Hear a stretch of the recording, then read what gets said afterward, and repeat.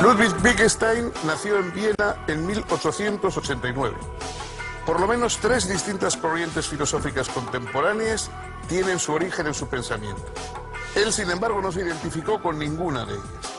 A lo largo de su vida desarrolló 2 diferentes filosofías, la segunda de ellas radicalmente crítica respecto a la primera. A pesar de su intensa actividad intelectual, publicó solo un libro escrito en circunstancias extraordinarias. Lo redactó en alemán, pero le puso un título latino, Tractatus Logico-Philosophicus.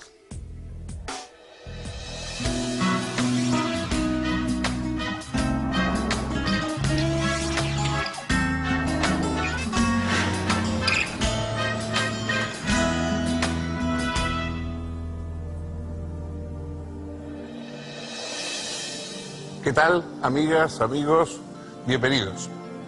Hoy vamos a hablar de un filósofo, de uno de los, sin duda, de los más influyentes, de los 2, 3 más influyentes de todo el siglo XX, que a la vez fue una persona singular, un personaje de novela, realmente, y en sentido literal, puesto que ha habido autores que han tomado a Ludwig Wittgenstein como protagonista de historias, de novelas. Realmente fue un personaje fascinante, como suele decirse. Nació en una gran familia austríaca, de personas de mucho dinero, además de abolengo, y inmediatamente él se dedicó a la ingeniería, a la ingeniería aeronáutica, además, que era lo que le interesaba, y en principio pareció que no tenía absolutamente nada que ver con la filosofía. Por una serie de azares biográficos fue a Londres y entonces allí, luego más tarde en Oxford, empezó a estudiar y a hacer calas en el pensamiento filosófico, aunque él no llegó nunca a leer ni a estudiar filosofía en el sentido serio del término, pero empezó a hacer aproximaciones al pensamiento filosófico y le interesó extraordinariamente la filosofía de la matemática y de la lógica de Bertrand Russell. Y cierto día se presentó a Russell y le dijo: mire, ¿a usted le parece que soy idiota? Russell se quedó un poco sorprendido y dice: bueno, dice, yo le voy haga usted el examen, hágame las preguntas. Si usted piensa que yo soy idiota, me dedico a ingeniería aeronáutica. Pero si piensa que no soy idiota del todo, voy a intentar hacer filosofía. Y, bueno, Russell le dijo: no, haga usted filosofía.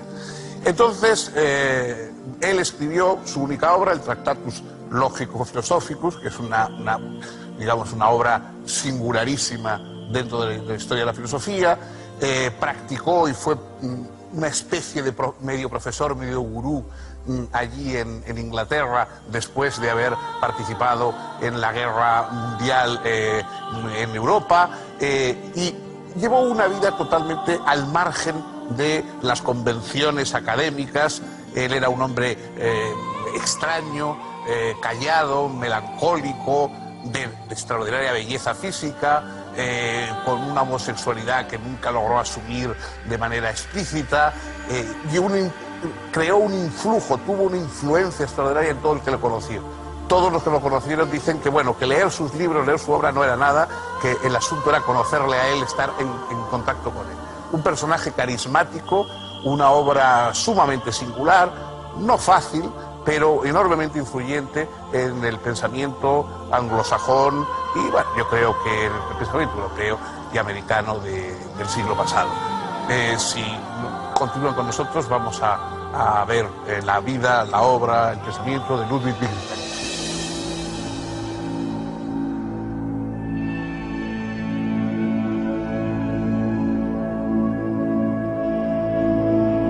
Ludwig Wittgenstein fue el menor de 8 hijos de una rica familia austríaca de ascendencia judía. Su padre era un importante industrial siderúrgico y protector de la cultura.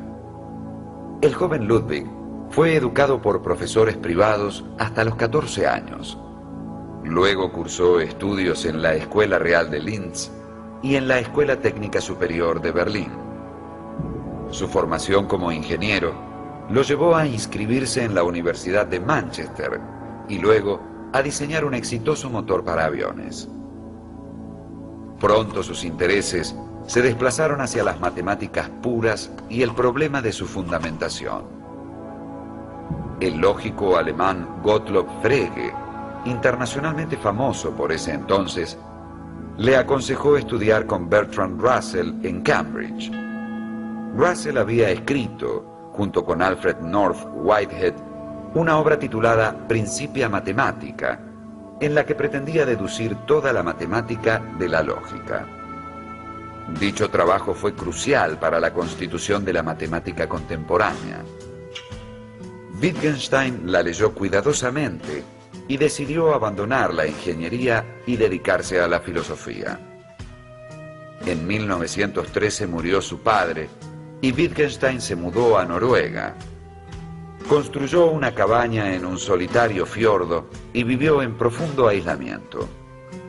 Durante un año aproximadamente, trabajó intensamente en diversos problemas de lógica y mantuvo correspondencia con Russell. Al estallar la Primera Guerra Mundial, se alistó como voluntario en la artillería austríaca.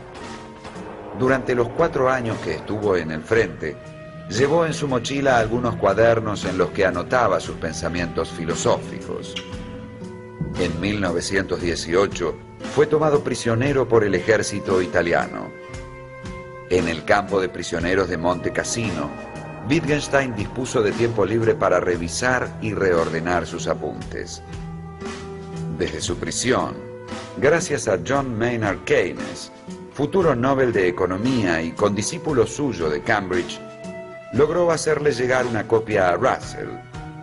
El manuscrito se titulaba Tractatus Logico-Philosophicus.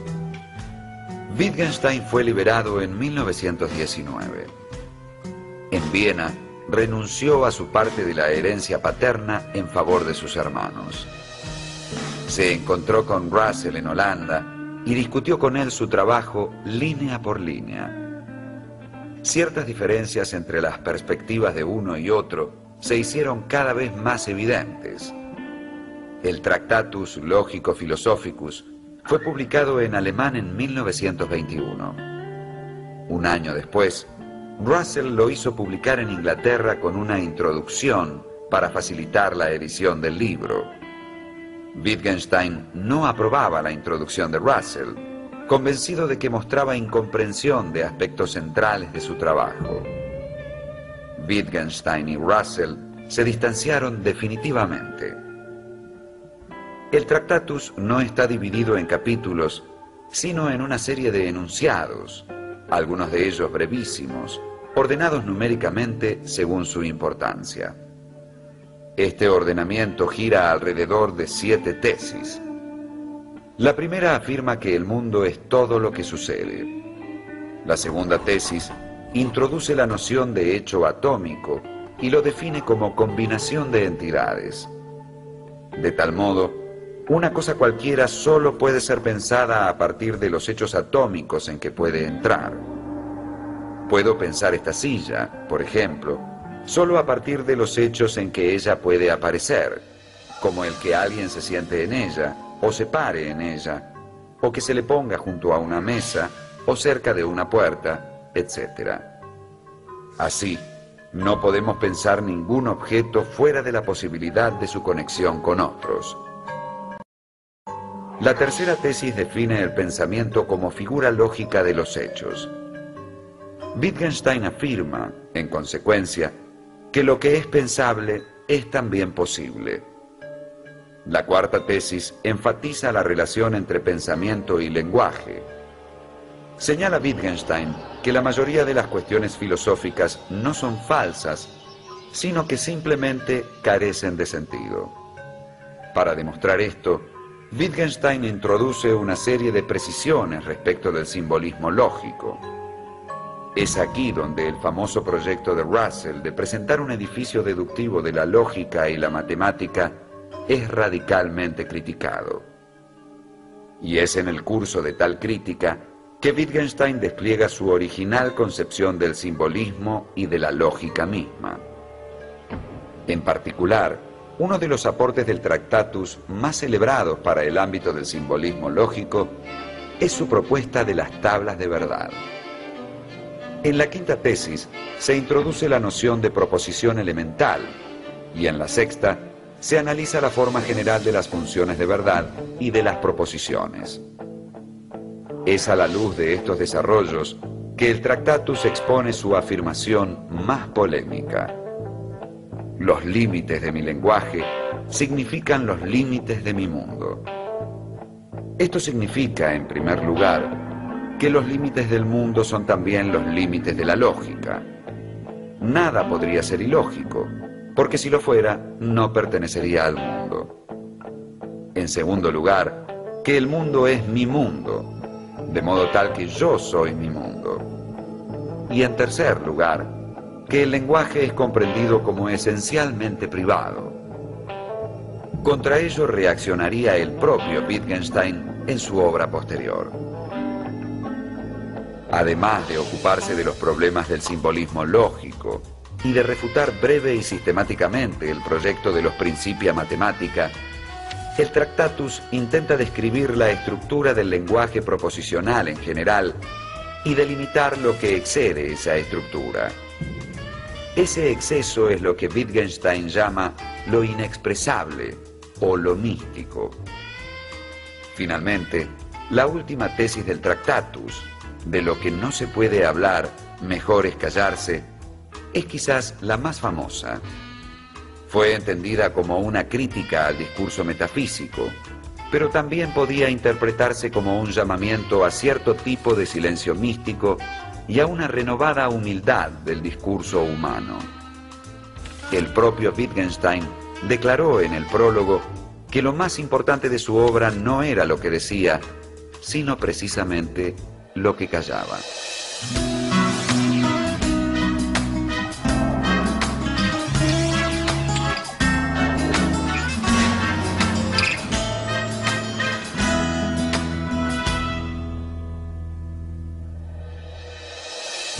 El mérito de Wittgenstein es que puso en el centro de la atención del pensamiento contemporáneo el tema del lenguaje. Para Wittgenstein el verdadero problema es el lenguaje. Los lenguajes que nosotros manejamos de una manera más bien espontánea y reflexiva y que da lugar a todo tipo de trampas, de equívocos, de paradojas.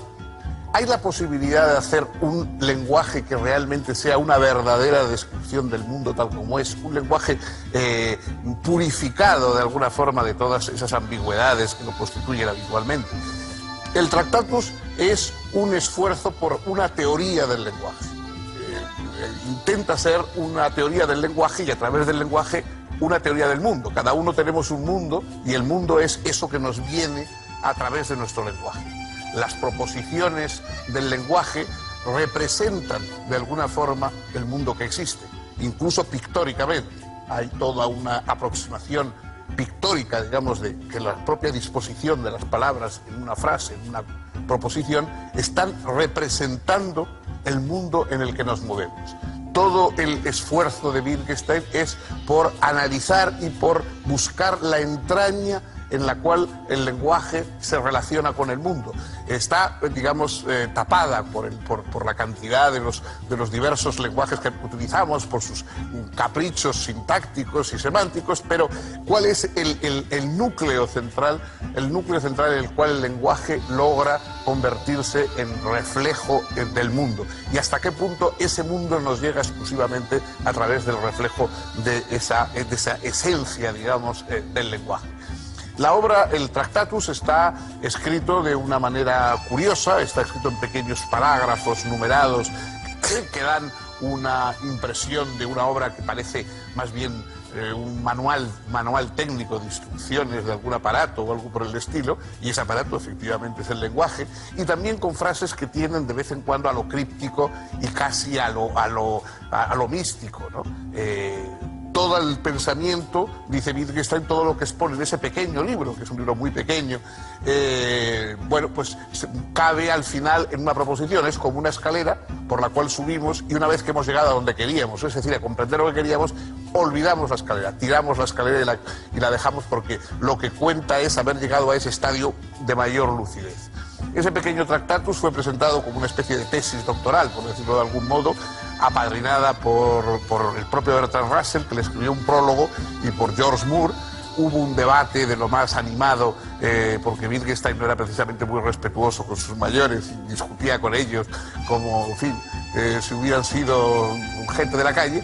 Y finalmente, cuando ya Russell y Moore pues, le otorgaron el reconocimiento académico que había buscado, él salió pasando el brazo confiadamente por encima de los hombros de cada uno de ellos y diciendo: nunca entenderán ustedes nada.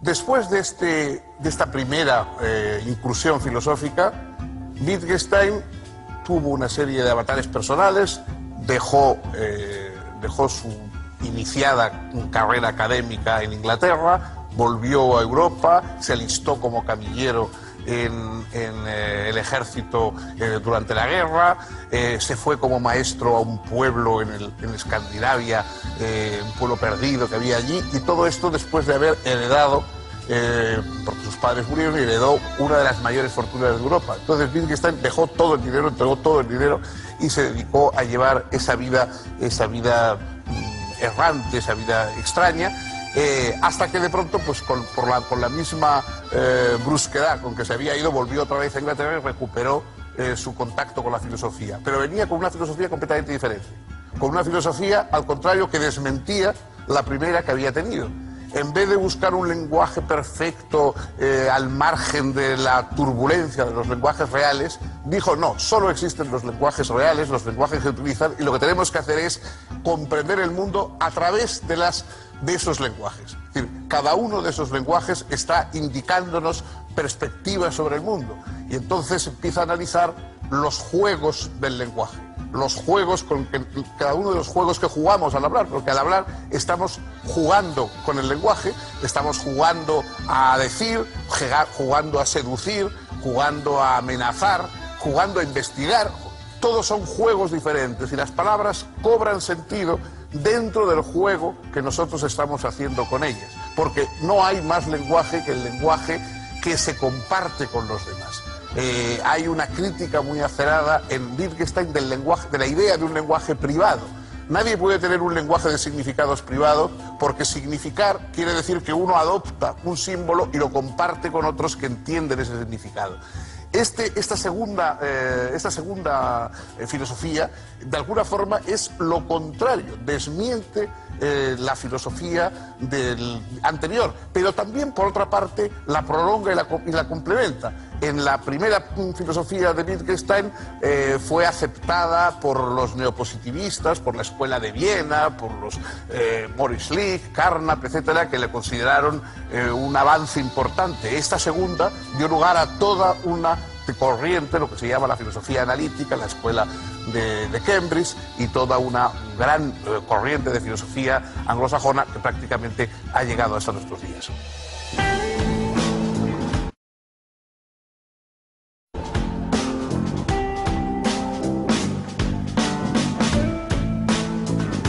Entre 1920 y 1925, Wittgenstein abandonó la filosofía y trabajó como maestro en varias aldeas austríacas. En 1926, ingresó como jardinero en un monasterio cerca de Viena. También se dedicó a diseñar y construir una casa para una de sus hermanas, tarea que lo ocupó durante 2 años. En 1927 conoció al filósofo Moritz Schlick y a través de él a Rudolf Carnap y Friedrich Waismann. Se reunió periódicamente con ellos y comenzó nuevamente a discutir problemas filosóficos. En estas discusiones, Wittgenstein sintió una creciente insatisfacción con las doctrinas del Tractatus que tanto maravillaban a sus amigos. Decidió que su trabajo no estaba terminado. En 1929 regresó a Cambridge y obtuvo el doctorado en filosofía. Dio una importante disertación conocida como Conferencia sobre Ética y comenzó a dictar clases reducidas que pronto se hicieron famosas. Comenzó a circular el rumor de que Wittgenstein estaba desarrollando una filosofía radicalmente diferente de la del Tractatus. En 1937, al producirse la anexión de Austria por Alemania, Wittgenstein adoptó la ciudadanía británica. Los apuntes de sus clases comenzaron a circular por ámbitos cada vez más amplios. Durante toda la Segunda Guerra Mundial, colaboró como enfermero en Londres y en Newcastle. En 1947, renunció a su cátedra en Cambridge y se estableció en Irlanda, donde falleció, víctima de cáncer, 4 años después. Entre su obra póstuma, se destaca su libro Investigaciones filosóficas. Allí critica la concepción del lenguaje privado que había defendido en el Tractatus. En esta crítica se produce una importante profundización de la comprensión del lenguaje. Wittgenstein plantea que el lenguaje no solo representa los hechos del mundo, sino que también sirve para pedir, orar, preguntar o llamar. No puede reducirse, pues, el fenómeno lingüístico a la función descriptiva o informativa. Y cuando se analiza el lenguaje en todas sus manifestaciones, se deja ver que se trata de una relación interpersonal. Estudiar un lenguaje o un uso de un lenguaje es estudiar una forma de vida social. Y en ella nos relacionamos mediante diferentes juegos. Alcanzar una comprensión adecuada del lenguaje no significa más que comprender los diversos juegos de lenguaje en que nos vemos involucrados. En el Tractatus, Wittgenstein había entendido a la filosofía como una terapéutica. Esa noción se agiganta en las investigaciones lógicas. La filosofía debe aclarar los conflictos en que nos vemos envueltos cuando confundimos los juegos de lenguaje que jugamos. Debe mostrarnos que estamos jugando mal cuando despojamos a las palabras de sus usos cotidianos y sus situaciones concretas. Es lo que habitualmente ocurre cuando los filósofos tradicionales persiguen esencias puras. En realidad, no hay un orden perfecto a descubrir, sino una innumerable dispersión de órdenes posibles establecidos desde los juegos de lenguaje en que cotidianamente participamos y las respectivas prácticas sociales. Aquí se anudan el Tractatus y las investigaciones, en la noción de que la filosofía no es, en última instancia, una teoría o una doctrina, sino una actividad.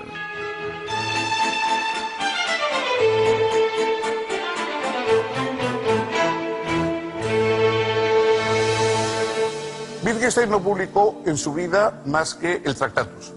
Las otras obras que han ido apareciendo, las investigaciones filosóficas, los cuadernos azul y marrón, en fin, todas las otras obras son obras apuntes de sus oyentes que tomaron durante sus clases, apuntes que él hacía para ayudarse al dar sus charlas, alguna conferencia, en fin, textos, digamos, más o menos debidos a su pluma, aunque a veces no directamente, desde luego que él no vio nunca editados. En su primer momento el impacto de la personalidad de Wittgenstein, el hecho de que tenía un grupo de adoradores que le seguían verdaderamente como si fuera, pues eso, no un filósofo, sino un gurú, sino un personaje místico, esa influencia fue extraordinaria. Cuando se anunció que iban a salir editadas las investigaciones filosóficas, que no es un libro precisamente divertido ni de Harry Potter, en las colas en Cambridge y todas las grandes librerías se formaron unas colas inmensas desde madrugada de todos los adictos a Wittgenstein que querían inmediatamente tener la obra de este pensador singular. Su influencia en un primer momento fue absoluta, es decir, toda la filosofía anglosajona, mientras que en Europa continental me refiero, fue visto con bastante distancia, con rechazo, en fin, fue ignorado en buena medida. En cambio, en el mundo anglosajón, tanto en Inglaterra como más tarde en Estados Unidos, tuvo un impacto extraordinario, es decir, la filosofía analítica, la filosofía que se plantea como un disolver problemas. O sea, la filosofía no tiene ningún mensaje, dice Wittgenstein, no tiene ningún mensaje especial, no tiene ningún conocimiento especial. Lo que hace es resolver problemas del lenguaje. La mayoría de los problemas filosóficos son nudos que se nos forman en el lenguaje y que no logramos desatar. Y la filosofía tiene que ser lo que nos ayude a desatar esos nudos que se forman en el lenguaje. no es un conocimiento positivo, sino al contrario, es una liberación de los problemas que se nos forman por la mala utilización del lenguaje. Esta fue su doctrina, ha tenido un gran impacto, quizá hoy está en cierta baja respecto a antes, pero nos queda, por supuesto, aparte de su pensamiento y de su vida, la figura misma de Wittgenstein, que recogen libros como, por ejemplo, algunas novelas de Thomas Bernhard, que también era austríaco, escribió pues, El sobrino de Wittgenstein, y algunas otras obras que le representan o representan a personajes semejantes y que muestran ese impacto que tuvo en todos los que lo conocieron, en todos sus contemporáneos. Cuando murió, aún muy joven, de un cáncer en casa de unos amigos, sus últimas palabras fueron: dígales que he tenido una vida maravillosa. Quizá debamos creer. Bueno, con esto concluimos hoy. El próximo día, sí, con su compañía, por supuesto, seguiremos con otro filósofo y otra perspectiva intelectual.